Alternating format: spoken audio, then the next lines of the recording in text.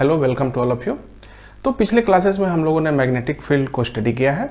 एक current element का magnetic field कितना होता है ये चीज़ हमें जानकारी है।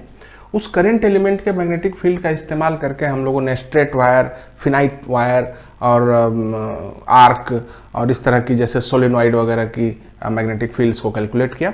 ये सब कैलकुलेशन करने के बाद हम लोगों ने पाया है कि भाई कैलकुलेशंस काफ़ी टफ हो रहे हैं, तो हमारे पास भी कुछ ऐसा मेथड होना चाहिए जिस मेथड से हमें मैग्नेटिक फील्ड के कैलकुलेशंस को थोड़ी आसानी से किया जा सके। तो उसी सिलसिले में उसी खोज को जारी रखते हुए हम लोग कुछ आगे नया करने की कोशिश कर रहे हैं। क्या आपको फ्लक्स याद है? जब मैंने आपको फ्लक्स बताया था तो आइए उस जगह से शुरुआत करते हैं। मान लीजिए कोई वेक्टर ए है, ध्यान दीजिए कोई भी वेक्टर हो सकता है, कोई भी वेक्टर ए हो सकता है। इस वेक्टर के दो तरह से हम लोग इसका इंटीग्रल निकालते हैं। फिलहाल अगर ये वेक्टर ए हो तो हम इसका लाइन इंटीग्रल निकाल सकते हैं और उसी तरह से हम इसका सरफेस इंटीग्रल निकाल सकते हैं। तो आप कहेंगे कि भाई ये चीज तो हम नहीं जानते। आप सरफेस इंटीग्रल जानते हैं। किसी भी वेक्टर का किसी भी सरफेस से इंटीग्रल कैसे निकलता है, ध्यान दीजिएगा। मान लीजिए कोई सरफेस इस तरह की है, ये सरफेस एस है, कुछ भी होगी। इस सरफेस के छोटे छोटे कई टुकड़े होंगे और इन सारे टुकड़ों में से हर एक टुकड़ा का मैग्नीट्यूड कुछ होगा, छोटा सा मैग्नीट्यूड ds होगा, परंतु हर ds का डायरेक्शन हो सकता है कि अलग हो। ध्यान दीजिएगा, इस सरफेस के हमने कई टुकड़े काटे, जिसके अंदर उन सारे टुकड़ों का डायरेक्शन अलग अलग हो सकता है। अब ये जो वेक्टर है, उस वेक्टर को आप इस सरफेस के पास ले जाएंगे तो ये वेक्टर हर सरफेस के टुकड़े के पास से गुजरेगा। मान लीजिए यहां से गुजरा, मान लीजिए यहां से गुजरा, मान लीजिए यहां से गुजरा, तो ये जो वेक्टर है वो सारे सरफेस के टुकड़ों से गुजर रहा है। हर टुकड़े पर इस वेक्टर के साथ इसका डॉट प्रोडक्ट कीजिए, यानी a ds cos थीटा कीजिए, यहां भी कीजिए, यहां भी कीजिए, यहां भी कीजिए, सब जगह कीजिए, और तब सारे डॉट प्रोडक्ट्स जो मिले आपको उन सब को आप पूरे पे जोड़ दीजिए। ये जो आपने किया है इसको आप कहते हैं सरफेस इंटीग्रल। सरफेस इंटीग्रल नाम आपके लिए नया है, लेकिन मैं आपको बता दूं कि इसी को फ्लक्स कहते हैं, flux of vector A. Physics के केस में ज्यादातर मामलों में ये जो वेक्टर है कोई ना कोई फील्ड होता है, इसीलिए हम लोग जानते हैं flux of electric field. Flux of electric field कैसे लिखते हैं आप?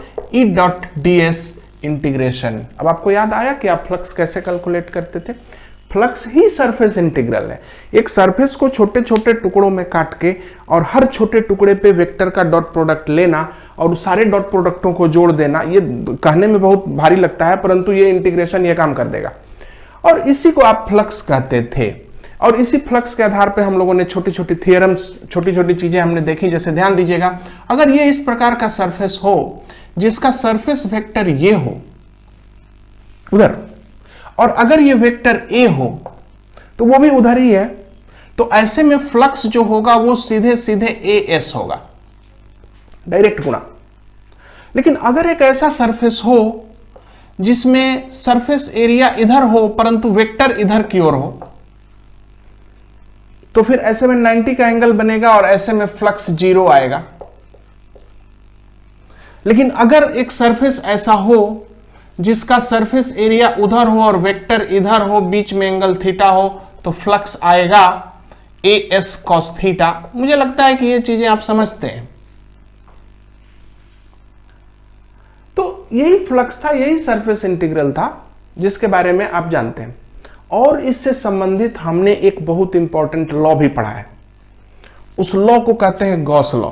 गॉस लॉ कहता है कि किसी क्लोज्ड सरफेस से, क्लोज्ड सरफेस पर टोटल फ्लक्स सबका होगा Q इनसाइड बाई एप्सिलॉन 0। तो इलेक्ट्रिक फील्ड का टोटल फ्लक्स होगा Q इनसाइड बाई एप्सिलॉन 0। और ये गॉस का लॉ था। इस गॉस लॉ के आधार पे बहुत सारे कारनामे किए हैं हम लोगों ने। गॉस लॉ पे 3-4 क्लासेस थी हमारी और हमने बहुत सारी चीजों को डिड्यूस किया। अब हम लोग आगे बढ़े और देखें कि ये जो फ्लक्स ऑफ इलेक्ट्रिक फील्ड निकला वो तो भाई आपने बता दिया, फ्लक्स ऑफ इलेक्ट्रिक फील्ड कितना निकला, Q इनसाइड बाई एप्सिलॉन 0। अब ध्यान दीजिए, फ्लक्स ऑफ मैग्नेटिक फील्ड कितना निकलेगा, फ्लक्स ऑफ मैग्नेटिक फील्ड ये कितना होगा, मतलब B डॉट ds का इंटीग्रेशन कितना होगा, क्लोज्ड सरफेस से मान लीजिए पूछ लेते हैं, कैसा भी पूछ लेते हैं, इस बारे में ध्यान दीजिए, मैग्नेटिक फील्ड के बारे में ध्यान दीजिए। इलेक्ट्रिक फील्ड पॉजिटिव चार्ज से निकलता है और नेगेटिव चार्ज पे टर्मिनेट कर जाता है, मतलब इस फील्ड का सोर्स पता है आपको कि ये पॉजिटिव चार्ज से निकलता है और नेगेटिव चार्ज पे खत्म हो जाता है। लेकिन मैग्नेटिक फील्ड एक ऐसी चीज है जिसका सोर्स नहीं डिफाइंड है, मतलब ये कहां से निकलता है ये नहीं मालूम है, क्योंकि मैग्नेटिक नॉर्थ या मैग्नेटिक साउथ पोल जैसा कुछ होता ही नहीं है। असल में ये जो मैग्नेटिक फील्ड लाइनें होती हैं ये हमेशा क्लोज्ड लूप्स होती हैं, याद रखिएगा, magnetic field lines are always closed loops, बहुत ही इंपॉर्टेंट कंसेप्ट है ये हमेशा क्लोज लूप से होती हैं। तब आप कहेंगे तब ऐसे में मैग्नेटिक पोल्स क्या होते हैं, मैग्नेटिक पोल्स उन लूपों पर 2 पॉइंट होते हैं, ऐसा नहीं है कि उन लूप से उसी पॉइंट से फील्ड निकलती है, ऐसा कोई कंसेप्ट यहां नहीं है। तो मैग्नेटिक फील्ड लाइंस हमेशा क्लोज लूप्स होते हैं, इस बात पे गौर कीजिएगा, एक्सपेरिमेंटली भी होती हैं, थियोरिटिकली भी होती हैं। मैग्नेटिक फील्ड लाइनों को ओरिजिनेट करने जैसा कोई कंसेप्ट हमारे यहां नहीं है। होंगे भी तो दो सोर्सेस होंगी, मतलब नॉर्थ और साउथ दोनों ही होंगी, पॉजिटिव और निगेटिव दोनों चार्ज होगा, और लाइनें जो होंगी पॉजिटिव से निकल के निगेटिव में जाएंगी, फिर निगेटिव से निकल के पॉजिटिव में जाएंगी, मतलब वो साइकिल को कंप्लीट करती हैं। तो मैग्नेटिक फील्ड लाइंस हमेशा क्लोज लूप्स बनाती है, और इसीलिए अब ध्यान दीजिएगा कि मान लीजिए यहां पे एक क्लोज्ड सरफेस है, मान लीजिए कल्पना में कि यहां से कोई मैग्नेटिक फील्ड ओरिजिनेट करता है, तो मैग्नेटिक फील्ड तो क्लोज्ड लूप बनाएगा ना, तो एक बार इस सरफेस में घुसेगा और एक बार यहां से निकलेगा, कंफर्म होगा, तो ऐसे में फ्लक्स 0 आएगा। आप कहेंगे कि सर ऐसा कीजिए, आप इस सोर्स को ना इसके अंदर रख दीजिए, कोई बात नहीं, हमने यहां पे अंदर रख दिया, कोई दिक्कत नहीं, यहां से फील्ड निकलेगी और इधर से घूम के वापस आएगी इस पे, याद रखिएगा। तो जब ये क्लोज्ड लूप है हमेशा, तो किसी भी क्लोज्ड सरफेस में एक बार घुसेगी और दूसरी बार निकलेगी, सीधी सी बात है। इसलिए याद रखिएगा कि चूंकि मैग्नेटिक फील्ड लाइंस हमेशा क्लोज लूप बनाते हैं, इसलिए मैग्नेटिक फील्ड लाइनों का फ्लक्स किसी क्लोज्ड सरफेस से 0 होता है। अब ऐसा नहीं कि ओपन सरफेस से भी 0 कर दीजिएगा, नहीं, मैग्नेटिक फील्ड लाइंस का फ्लक्स क्लोज्ड सरफेस से 0 होता है, और इस बात पे ध्यान दीजिएगा। इलेक्ट्रोस्टैटिक फील्ड लाइंस, यहां पे गौर कीजिएगा, इलेक्ट्रोस्टैटिक फील्ड लाइंस ये वाली, इनका फ्लक्स होता है Q inside by epsilon 0, but magnetic field lines का फ्लक्स होता है 0। ध्यान दीजिएगा, इसमें कोई एक्सेप्शन नहीं है, जो लाइन लूप बनाएगी हमेशा उसका क्लोज सरफेस से फ्लक्स 0 होगा। यहां तक हम लोग समझ गए चीज। अब हम लोग आगे बढ़े और देखें कि क्या हमारे पास ये फ्लक्स करने के अलावा और कोई मेथड नहीं है। ध्यान दीजिएगा कि जिस तरह से हम लोगों ने सरफेस इंटीग्रल यहां पे पढ़ा कि भाई सरफेस इंटीग्रल क्या है, एक सरफेस को कई टुकड़ों में बांट दीजिए, सरफेस के हर टुकड़े के साथ डॉट प्रोडक्ट निकालिए, फिर सबको जोड़िए, उसी तरह से अब हम लोग यहां पे पढ़ेंगे लाइन इंटीग्रल के बारे में। लाइन इंटीग्रल क्या है? लाइन इंटीग्रल बिल्कुल वही कंसेप्ट है, जैसे सरफेस को आपने कई टुकड़ों में बांटा था, अब एक लाइन मिलेगी। अब आपको एक लाइन दिया जाएगा, कोई भी लाइन, और कोई वेक्टर दिया जाएगा, ध्यान दीजिएगा, ऑफ ए वेक्टर, किसी भी वेक्टर का। तो कोई भी वेक्टर, जैसे मान लीजिए ये वेक्टर आ रहा है ए बी, इस तरह का कोई वेक्टर आ रहा है, तो इस लाइन के छोटे छोटे टुकड़े काट दीजिए। ध्यान दीजिएगा, इस लाइन के छोटे टुकड़े काटिए, ऐसे ऐसे ऐसे, कई टुकड़े हैं ना इसमें, जैसे सरफेस के कई टुकड़े थे वैसे इस लाइन के भी कई टुकड़े हैं। एक टुकड़ा डीएल है, आपका वेक्टर यहां से गुजरा, उस वेक्टर से इस डीएल का डॉट प्रोडक्ट कीजिए, यहां भी कीजिए, यहां भी कीजिए, हर एक एंगल अलग अलग होगी, आप ध्यान देख सकते हैं। उस सारे वेक्टर ए वेक्टर के साथ सारे इस डीएल का डॉट प्रोडक्ट कीजिए और तब सारे डॉट प्रोडक्टों को जोड़ दीजिए, तो आप यही कहेंगे ना, इसको हम इंटीग्रल कहते हैं। कौन सा इंटीग्रल? Line integral. तो ध्यान दीजिएगा, जैसे सरफेस इंटीग्रल निकालने के लिए एक सरफेस चाहिए, उसी तरह से लाइन इंटीग्रल निकालने के लिए एक लाइन चाहिए। किसी भी वेक्टर का किसी भी लाइन के क्रॉस लाइन इंटीग्रल निकाला जा सकता है, उसी तरह से किसी भी वेक्टर का किसी सरफेस के थ्रू सरफेस इंटीग्रल निकाला जा सकता है। तो लाइन इंटीग्रल निकालने का तरीका वही सिंपल सा हुआ। यहां पे याद रखिएगा, सिंपल सी बात है कि ये है आपका, मान लीजिए L, और ये है आपका वेक्टर। तो ये वेक्टर इस लेंथ के साथ कितना होगा? डॉट प्रोडक्ट, पूरा पूरा सेम डायरेक्शन है, इसलिए डॉट प्रोडक्ट लाइन इंटीग्रल कितना हो जाएगा? AL। यानी वेक्टर अगर लाइन के साथ जा रहा है तो डॉट प्रोडक्ट हो गया AL। ये वेक्टर अगर लाइन के उल्टा जा रहा है तब दोनों के बीच एंगल बनेगी 180 डिग्री, तब ऐसे में आंसर लिखेंगे -AL। और मान लीजिए कोई वेक्टर A है और आपका लाइन ये है, परपेंडिकुलर आपने लाइन ले ली है, तो इस वेक्टर का इस लाइन पे फ्लक्स होगा AL cos थीटा यानी 0। और मान लीजिए कोई वेक्टर A है और ये L है, तो इस वेक्टर का इस लाइन के थ्रू जो लाइन इंटीग्रल होगा वो होगा AL cos थीटा। इसमें कोई बहुत बड़ा साइंस तो नहीं है, जैसे फ्लक्स के साथ किया वैसे लेंथ के साथ कर दीजिए। फ्लक्स वाले को कहेंगे सरफेस इंटीग्रल, लाइन वाले को कहेंगे लाइन इंटीग्रल। तो जिस तरह से आपने किसी वेक्टर का लाइन इंटीग्रल पढ़ा, अब याद रखें कि फिजिक्स के अंदर में फील्डों के इंटीग्रल्स आते हैं, ऑफ फील्ड्स। तो आज हम जिस इंटीग्रल के बारे में पढ़ने जा रहे हैं वो है लाइन इंटीग्रल।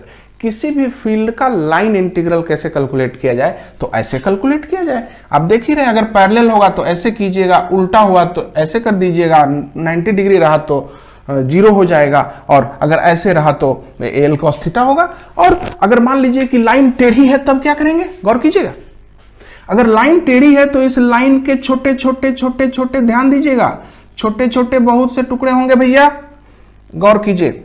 कोई भी वेक्टर A ले लीजिए, यहां पे कोई भी वेक्टर A ले लीजिए, उसका इस लाइन से कितना लाइन इंटीग्रल होगा, तो इसके छोटे छोटे कई टुकड़े हैं। तो एक टुकड़ा मान लीजिए आपका DL है, ध्यान दीजिएगा DL, तो A के साथ DL करेंगे और इसको इंटीग्रेट करेंगे। लेकिन DL तो भैया तिरछा है और ऐसे टेढ़ा टेढ़ा जाएगा तो हमें एंगल तो नहीं मिलेगी। तो आप इसको ऐसे भी तो लिख सकते हैं, DL को आप लिख सकते हैं dxi प्लस dyj में भी आप लिख सकते हैं, और A को भी आप लिख सकते हैं axi प्लस ayj, उसको भी आप ब्रेक कर सकते हैं। ध्यान दीजिएगा, अब जब इंटीग्रेट करेंगे तो ध्यान दीजिएगा ax के साथ dx ही लगेगा, क्योंकि ax के साथ dy का कोई कंसेप्ट ही नहीं है। इस dl के दो टुकड़े हैं, ध्यान दीजिएगा, एक इधर dx है और उधर dy है। तो आप कॉमन सेंस लगाइए कि a का dy से आपको लाइन इंटीग्रल क्या करना है, 0, तो a का तो सिर्फ इसी से इंटीग्रल आएगा। अब याद रखिएगा कि a का हॉरिजॉन्टल कंपोनेंट जब आप लीजिएगा तो a के साथ dx का टोटल सम कितना होगा, तो टोटल सम यहां से यहां अगर जोड़ दें आप, तो इस पूरे लाइन में dx का वैल्यू ये पूरा x आएगा और पूरा ये y ऐसे आएगा। माने सीधे एंड पे जाइए, आपको पूरे की क्या जरूरत है। अगर ये वेक्टर कांस्टेंट है तो सीधे सीधे आप ax के साथ x का गुना कर दीजिए और ay के साथ y का गुना कर दीजिए, डायरेक्ट आपको इस क्लोज्ड लूप से मिल गया। यानी याद रखिएगा, अगर वेक्टर कांस्टेंट है और लाइन टेढ़ी मेढ़ी है तो लाइन के एंड्स को मिलाइए और उस एंड की मदद से आप xy डिसाइड करके और बना सकते हैं लाइन इंटीग्रल। लेकिन अगर ये कांस्टेंट नहीं है तब भाई प्रॉब्लम है। तब आपको कहने का मतलब है कि ये जो लाइन इंटीग्रल का फॉर्मूला है ये ऐसे ही यूज किया जाएगा। ADL एग्जाम्पल लिए बगैर मैं आपको नहीं जाने दूंगा, बिना एग्जाम्पल लिए फिजिक्स में चीजें क्लियर नहीं होती, मुझे ये बात की जानकारी है। तो ऐसा नहीं है कि कुछ भी मैं बोल दूंगा और बिना आपको एग्जाम्पल दिए और उसको बिना आजमाए चल देना है, ऐसा कुछ कंसेप्ट यहाँ नहीं है। मान लीजिए सीधा सा कहा जाएगा कि ये भाई मैग्नेटिक फील्ड है 10 टेस्ला का, और इस मैग्नेटिक फील्ड का line AB equal to 10 metre से, जो कि 60 डिग्री पे है, इस फील्ड का इस लाइन से लाइन इंटीग्रल बताइए। तो कोई दिक्कत नहीं है, फील्ड कांस्टेंट है, लाइन भी स्ट्रेट है, तो आपको दिख रहा है ए बी और वो भी दिख रहा है, तो होगा 10 गुने 10 cos 60 हो गया 50 Tesla metre. Answer line integral मिल गया। लेकिन मान लीजिए ऐसा कहते हैं कि ये आपका फील्ड है 10 टेस्ला, उसका इस टेढ़ी लाइन से जिसका रेडियस 3 मीटर है, इस टेढ़ी लाइन से आप इसका ए बी लाइन से फ्लक्स लाइन इंटीग्रल बताएं। अब देखिए ये ए बी टेढ़ा है, तो टेढ़ा है तो इसके छोटे छोटे कई लेंथ हैं, इन सारे लेंथों के एक्स और वाई कंपोनेंट है, सारे वाई कंपोनेंटों पर ये 10t का तो लाइन इंटीग्रल 0 आएगा, तो आपको सिर्फ एक्स कंपोनेंट ही लेने हैं। तो एक्स कंपोनेंट जब इसका पूरा जोड़िएगा तो ये कितना आएगा, ये आएगा 3 3 6 मीटर। आपका आंसर हो जाएगा सीधे सीधे 10 गुने 6 यानी कि 60 टेस्ला मीटर डायरेक्ट। आसान हो गया, आप देख रहे हैं। मान लीजिए कोई आपसे कहेगा कि नहीं ऐसा नहीं है भैया, सिर्फ ए से सी तक बताइए, ए बी के साथ सिर्फ ए सी से लाइन इंटीग्रल बताइए। मान लीजिए कोई कहता है, तो ए सी तक जाइए, ए सी में कुछ y कंपोनेंट होंगे, कुछ x कंपोनेंट होंगे, y कंपोनेंट के साथ इसका लाइन इंटीग्रल 0 आएगा। बिल्कुल वैसा ही होता है जैसे सरफेस के किसी हिस्से से फ्लक्स ही नहीं गुजरेगा। तो आपको सिर्फ यही पार्ट लेना था, तो AC से सिर्फ हॉरिजॉन्टल कंपोनेंट लेंगे, AC का तो 3 और 10 30 टेस्ला मीटर आ गया। तो इसमें कोई भारी बात है ही नहीं कि मैं आपको बताऊं कि इसमें क्या टेंशन की बात है आपके लिए। तो कुल मिला जुला के हमने लाइन इंटीग्रल को यहां पे देखने की कोशिश की कि लाइन इंटीग्रल किस तरह से निकाले जाते हैं। अब ये जो लाइन इंटीग्रल है, अभी समझ में आइए, अब हम लोग एक कंसेप्ट लें। लाइन इंटीग्रल और फ्लक्स में याद रखिएगा एक बेसिक डिफरेंस है। कोई सरफेस, जैसे ये सरफेस है, अगर कोई वेक्टर ऐसा है, माने वो वेक्टर सरफेस के प्लेन में ही जा रहा है, ध्यान दीजिएगा ऐसे जा रहा है, तो फ्लक्स 0 आएगा। कैसे फ्लक्स क्यों नहीं आएगा? सरफेस में तो एक भी फील्ड नहीं घुस रही है। लेकिन लाइन इंटीग्रल आएगा, लाइन इंटीग्रल इसमें बनेगा। इसके साथ अपना लाइन इंटीग्रल कैलकुलेट कीजिए। तो ध्यान दीजिएगा कि जब फ्लक्स 0 होगा तो लाइन इंटीग्रल आने के चांस ज्यादा है। लेकिन अगर ऐसा फील्ड हो, इस तरह का फील्ड हो, ऐसा फील्ड हो, तो ये फील्ड तो सीधे सरफेस में घुस रही है, तो ऐसे में फ्लक्स आएगा। लेकिन इस फील्ड का इस लाइन के साथ लाइन इंटीग्रल नहीं आएगा। क्यों? क्योंकि ये फील्ड इस लाइन के हर टुकड़े पे नॉर्मल है, इसलिए इस फील्ड का लाइन इंटीग्रल नहीं आएगा। इसलिए ध्यान दीजिएगा कि लाइन इंटीग्रल और फ्लक्स में बेसिक अंतर है। अगर फील्ड सीधे सीधे सरफेस में जा रही है तो ऐसे में लाइन इंटीग्रल बहुत कम आएगा, फ्लक्स बहुत आएगा। और अगर फ्लक्स सरफेस में नहीं जा रही है, लाइन उसके प्लेन के ऊपर नीचे से जा रही है, तो ऐसे में लाइन इंटीग्रल आएगा और फ्लक्स नहीं आएगा। सीधी सीधी बातें हैं, याद रखिएगा, आगे जाके ये कंसेप्ट बहुत मदद करने वाला है। तो चलिए आगे हम लोग लाइन इंटीग्रल से संबंधित एक थियरम पढ़ के देखते हैं। मान लीजिए आपके सामने एक क्लोज्ड सरफेस है, ये क्लोज्ड सरफेस मान लीजिए, मैं बार बार सरफेस कह देता हूं, क्लोज्ड लूप है। जाहिर है कि ये क्लोज्ड लूप है भाई, तो ये छोटे छोटे लाइन इंटीग्रल्स का सम होगा। क्लोज्ड लूप होने का मतलब है कि डीएल का टोटल सम 0 होगा। ये क्लोज्ड लूप है। इस क्लोज्ड लूप के अंदर एक स्ट्रेट करंट कैरिंग वायर है। आप देख पा रहे हैं ना कैसा वायर है? ठीक इस लूप के बीच से निकला है, प्लेन में, माने कुछ इस प्रकार की स्थिति है। ऐसा लूप है सामने और इसके ठीक बीच से वो वायर निकला है। मैं आपसे कह रहा हूं कि इस वायर का जो फील्ड है, आप जानते हैं कि फील्ड कैसा होता है? करंट कैरिंग वायर का फील्ड गोल घूमता है, इसके चारों ओर सर्कुलर होता है।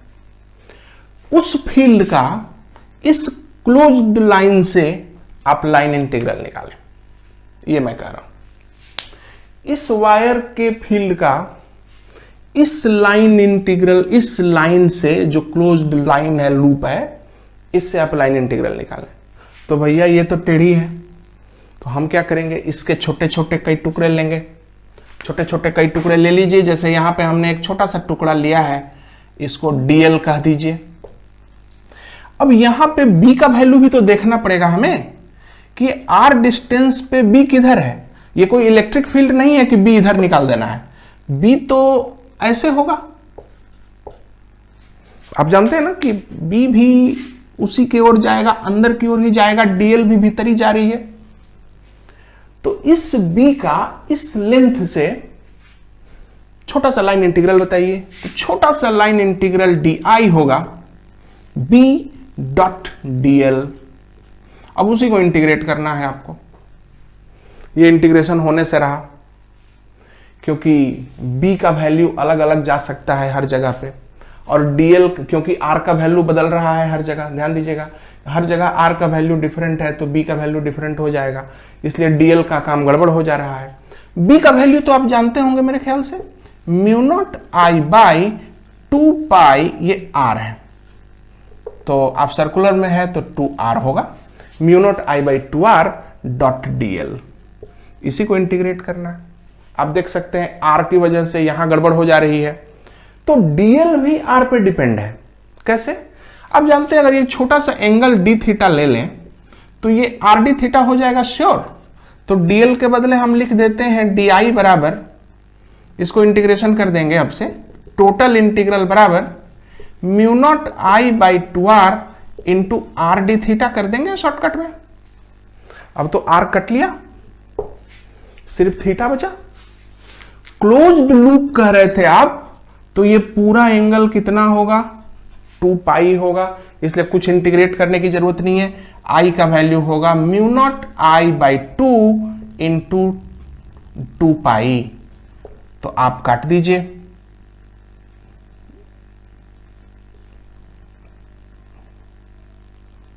टू कट गया, 2r है ना, स्ट्रेट, सॉरी यहां पे पाई होगा, सॉरी यहां पे पाई है, वही मैं कर रहा था, कहां गड़बड़ हो गया, म्यू नॉट आई। इस कंसेप्ट को ध्यान दीजिए, यहां पे पाई था, सॉरी, चूंकि स्ट्रेट करंट कैरिंग वायर है तो यहां नीचे में पाई होगा, तो कैलकुलेशन आप जरा सा देख लें ठीक से। तो कहने का मतलब है कि जो इंटीग्रल आया ये म्यू नॉट आई आया, इतना टेढ़ा काम किया तो सिर्फ इतना आया। ध्यान दीजिएगा कि इसी स्टेटमेंट को हम लोग एम्पियर्स लॉ कहते हैं। अब ये क्या है भाई, एम्पियर्स लॉ को लिखते हैं पहले, और देखिए कितना आसान है। एम्पियर्स लॉ कहता है किसी क्लोज्ड लूप के लिए, for a closed loop the total line integral. अब ध्यान दीजिएगा कि लाइन इंटीग्रल को हम लोग प्यार से सर्कुलेशन भी कहते हैं, ठीक है। लाइन इंटीग्रल को हम क्या कहते हैं, सर्कुलेशन। क्या निकाला है आपने, लाइन इंटीग्रल, क्लोज्ड लूप से लाइन इंटीग्रल निकाला है। The total line integral of magnetic field, किस फील्ड का लाइन इंटीग्रल निकाला आपने, मैग्नेटिक फील्ड का लाइन इंटीग्रल निकालना है, इज कितना हुआ, तो b dot dl closed integral बराबर म्यू नॉट आई इन, अंदर में जो करंट है इस लूप के अंदर वही करंट ली है।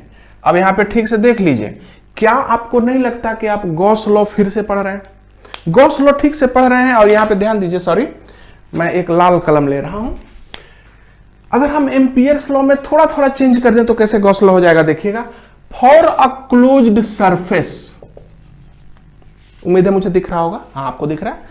For a closed surface the total line integral के बदले में टोटल अगर सरफेस इंटीग्रल कह दे, सर्कुलेशन के बदले फ्लक्स होता है, यानी जैसे सरफेस इंटीग्रल को फ्लक्स कहते हैं उसी तरह से लाइन इंटीग्रल को सर्कुलेशन कहते हैं, of electric field is E dot ds equal to Q in by epsilon 0।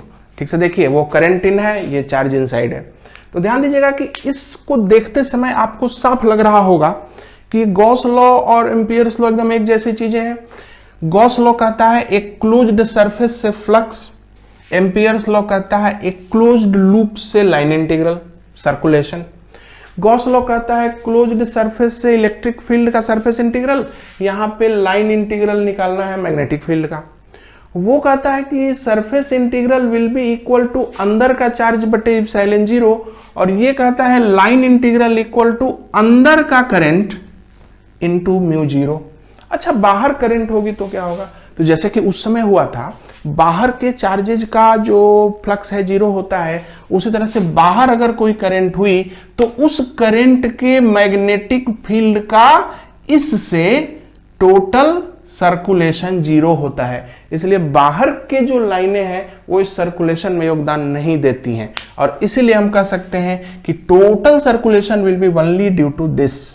तो गॉस लॉ का सारा फोटोकॉपी हो गया इस जगह पे, खाली अंतर बेसिक रूप से यही है, EDS equal to Q in by epsilon not, BDL equal to mu not I in. Mu not यानी परमिएबिलिटी, आई इन का मतलब है उस लूप के अंदर की करंट। अब जैसे ही आपने ये सीखा, तो ध्यान दीजिए यहाँ पे लाल रंग से लिखा हुआ है उसको गॉस लॉ कह सकते हैं, और जहां पे काले रंग से लिखा हुआ है वो एम्पियर्स रूल है।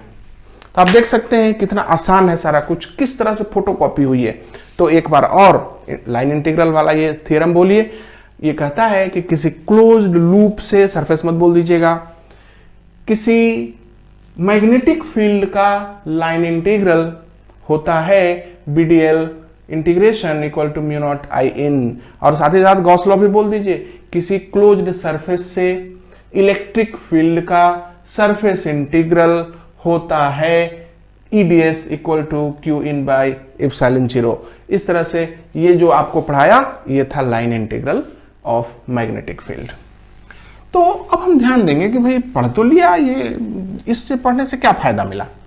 ध्यान दीजिए कि जिस तरह से गॉस लॉ हमें एक नई नजर देता है, हमें एक नया कंसेप्ट देता है, चीजों को देखने का नया नजरिया देता है, उसी तरह से एम्पियर्स लॉ भी देता है।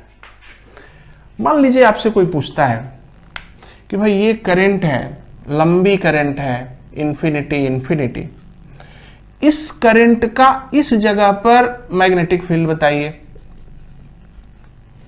याद कीजिए गॉस लॉ, चार्ज डिस्ट्रीब्यूशन दिया हुआ था, पूछ रहे थे कि इस पॉइंट पे इलेक्ट्रिक फील्ड बताइए। तो हमने आपसे कहा था कि जिस जगह पर इलेक्ट्रिक फील्ड निकालना है उस जगह पे आप एक क्लोज्ड सरफेस बना दीजिए।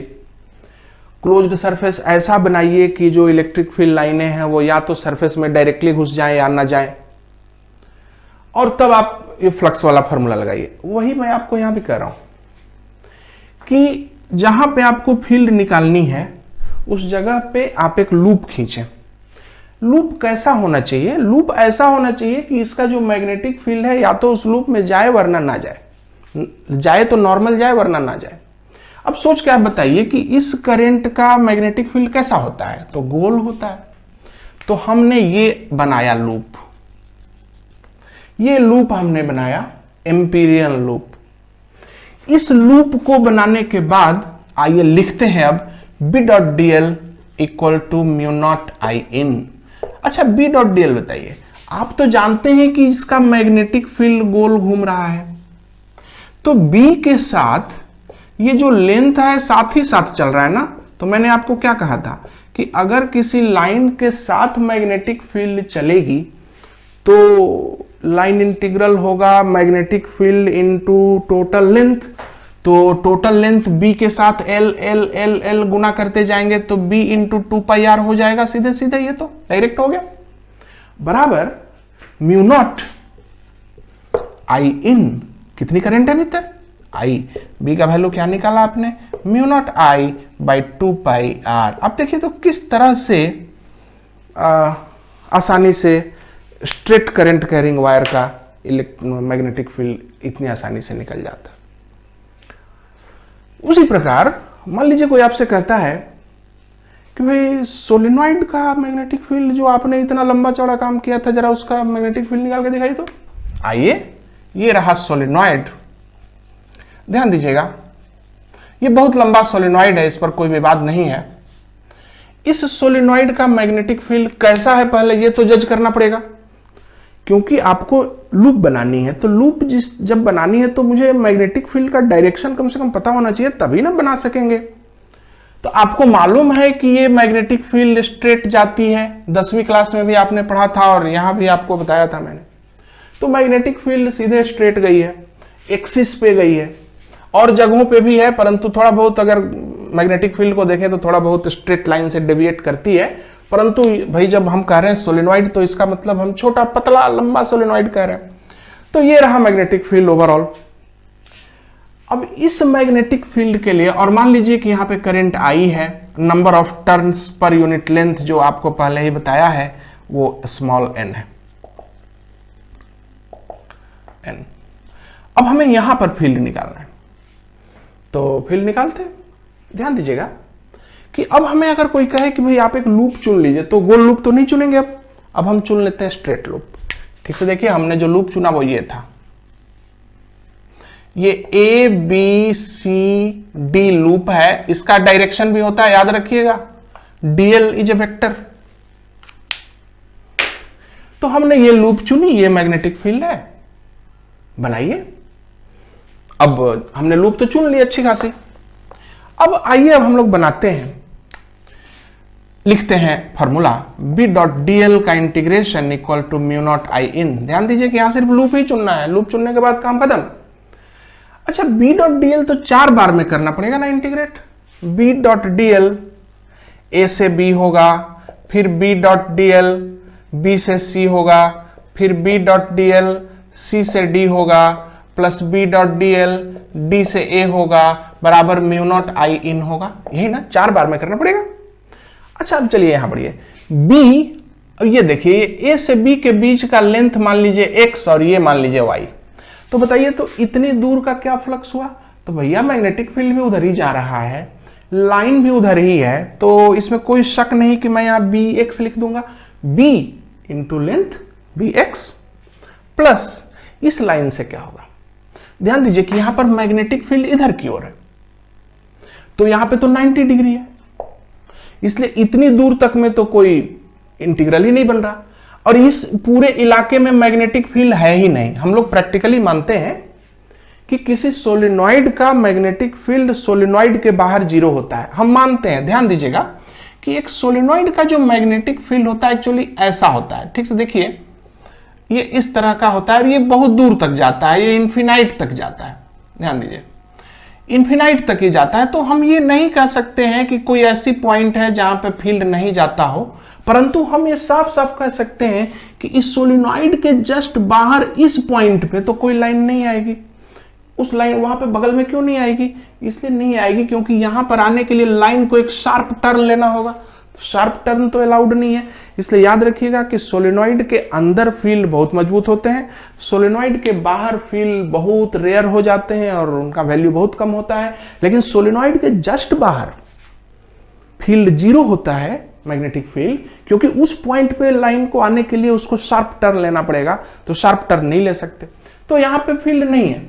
उसी तरह से इस पूरे इलाके में फील्ड नहीं है, तो आपको यहां पे 0 लिखना पड़ेगा क्योंकि 90 डिग्री हो गया। सी से डी में तो फील्ड ही नहीं है, तो वो भी 0 हो गया। यहां पे मैग्नेटिक फील्ड परपेंडिकुलर होगी और यहां पे फील्ड ही नहीं है, इतने दूर तक में परपेंडिकुलर है, तो फिर से 0 हो गया। तो सब तो 0 ही हो गए, बराबर हुआ म्यू नॉट। कितनी करंट है इसके अंदर? ध्यान दीजिएगा, अगर मैं इस पूरे को चुन लेता तब टोटल करंट 0 होती, लेकिन मैंने तो सिर्फ आधा को चुना, ये सिर्फ यही पार्ट चुना, तो ये सारी करंट अंदर की ओर जा रही हैं। कितनी टोटल करंट ले रहे हैं हम? तो x आपका टोटल लेंथ है, तो number of turn per unit length से गुणा कीजिएगा तो ये मिलेंगे टोटल नंबर ऑफ टर्न्स, और करंट से गुणा कीजिएगा तो आपको टोटल करंट इनसाइड ये मिल जाएगा। दिस ये सभी का सम विल बी NXI। तो आप ये x यहां से उड़ा दीजिए, B का फॉर्मूला आया म्यू नॉट NI। आप देख सकते हैं कि सोलेनॉइड का मैग्नेटिक फील्ड कितनी आसानी से निकल गया इस एम्पियर्स लॉ वाले मेथड से। तो हम देख सकते हैं कि सोलेनॉइड और इस तरह का आराम से फील्ड निकलता है। आइए हम लोग एक और कैलकुलेशन जरा सा कर लें। ये जो सोलेनॉइड आप देख रहे हैं, सोलेनॉइड का जो मैग्नेटिक फील्ड है, आप अगर इस सोलेनॉइड के एंड पॉइंट्स को मिला दें ध्यान दीजिएगा, सोलिनॉइड के एंड पॉइंट्स को अगर हम मिला दें, ऐसा कर दें, तो इस सिस्टम को हम कहते हैं टोरॉइड। टोरॉइड सिंपल है, देखिए ये इसका अंदरूनी रेडियस है और ये इसका बाहरी रेडियस है और ये बीच में इसकी एक्सिस है। तो ये तो कमोबेश समझ में आ रहा है मेरी कि ये सोलिनॉइड ही है, ये घूम गया है। रसगुल्ला गोल खाएं या सिलिंड्रिकल खाएं या स्फेरिकल लें या ट्रायंगुलर लें या कोई भी शेप लें, मिठाई लगेगा ना। तो ये जो सोलिनॉइड है उसको कैसे भी आप घुमा दें, मैग्नेटिक फील्ड तो अंदर वही उसी के एक्सिस के क्रॉस ही होगा। तो हम ये समझ पा रहे हैं, इसमें मान लीजिए total number of turns n हो, तो आप देख सकते हैं कि इसमें करंट I दे देते हैं, तो करंट I जा रही है, total number of turns n है, तो इसके अंदर में बताइए फील्ड। और ध्यान दीजिएगा, ये पार्ट अंदर नहीं कहा जाता है, ये लूप के अंदर जो है ना, उसी को हम अंदर कहते हैं। ये भी बाहर है, ये भी बाहर का इलाका है।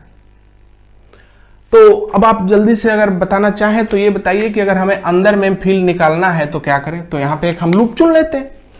जब फील्ड आपको मालूम है कि गोल दिख रहा है, तो ये रहा हमारा लूप, r रेडियस का लूप चुन लीजिए। तो आप ठीक से देखिए कि मैग्नेटिक फील्ड के साथ ही तो मेरा लूप भी है, इसलिए हम कह सकते हैं कि B dot dl integration equal to mu not I in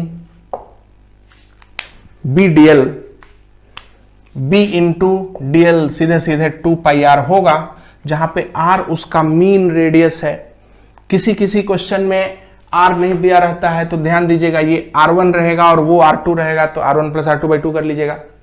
is equal to mu not, कितनी करंट है, total number of turns n है, तो टोटल करंट हुई n इंटू I, इसलिए B का फॉर्मूला हुआ mu not n I by 2 pi r।